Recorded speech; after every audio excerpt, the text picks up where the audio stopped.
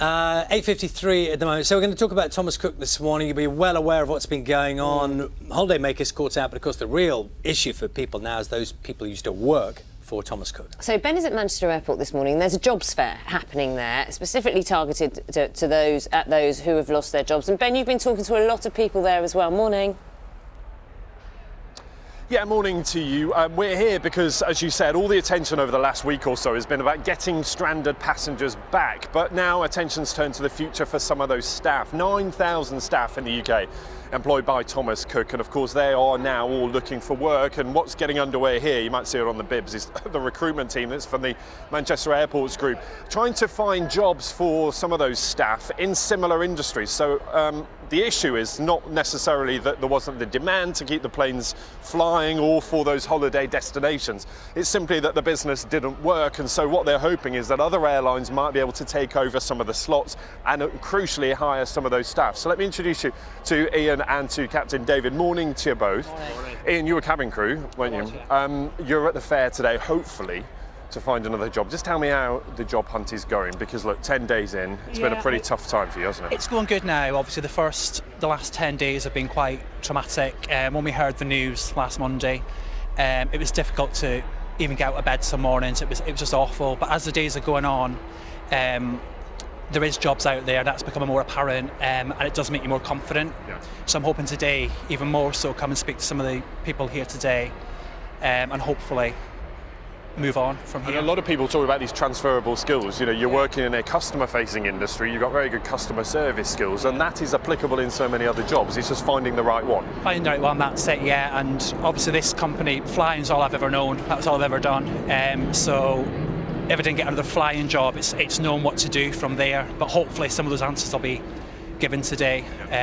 So yeah, just see where it goes from here, really. Yeah, and Captain David, I mean, you were with Thomas Cook, what, 20 years? 20 years, very yeah. long time. I mean, you might not necessarily find a job here. I don't think they're recruiting many pilots here, but nonetheless, you've got interviews lined up, and it's about finding work pretty quickly. Yeah, I mean, pilot recruitment's very different to all other recruitment, so there are other job fairs for us that we go to, but there is one job in this country for me at the minute. If I don't get that, you know, a lot of the other jobs are leaving the country, so it's good for me just to be here today to see what else is on the market. You know, I have a lot of skills as well. Obviously, a lot of them are honed for flying a plane, but you never know what people are looking out for, so you've got to keep your options open and hope for the best. And a pretty tough market to be entering right now, and some would say maybe the timing of it isn't great as we get into this sort of quieter winter period, but nonetheless you were telling me some of the training you might have to do takes quite a long time, so actually it could be a good time to do it. Yeah, all pilot recruitment generally always goes over the winter. We would always recruit over the winter, but the bigger airlines who recruit, you know, they need thousands of pilots. It's just ongoing, but a lot of the training is done in the winter, certainly all the ground training. When there's not as much flying to be done, you do a lot of ground-based stuff before you actually get into an aeroplane. So even if my new job, if I've got to change aeroplanes, you know, from day one to getting in an aeroplane is going to be at least 3 months. So that time's all taken up in the winter rather than in the summer when you need to be really busy.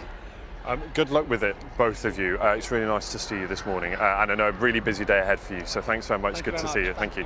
But let me introduce you to, come with me, let me introduce you to Kate. Kate, you work in recruitment, That's don't you? right, So yes. give me a sense of what people here will be thinking about today, because a lot of transferable skills, but it's about maybe writing CVs, applying for jobs, something that they've not done for a very long time. Yeah, it's about practical skills as well. You know, it's about knowing how to go and apply for a job, but also not being frightened to go and talk to people and sell what you're doing. So think about how great you are, what things you were really good at, and go and talk about it and, you know, celebrate that as well and be positive. What should people sort of think about most? Because they've taken a big knock. Confidence, of course, one of the biggest worries for them, and just the practical things of realising what skills they have that are applicable in other industries. It's definitely about taking time to sit and reflect and take it. It's like almost doing it as a job to find a job. Get yourself out there, get onto LinkedIn, write your CV, sit down and think about it. Make it succinct, but make it really celebrate what you're really great at, and take the time to do that. Really spend some time doing that. Okay, nice to see you. I know you're going to give a lot of advice to people today, so thanks very much.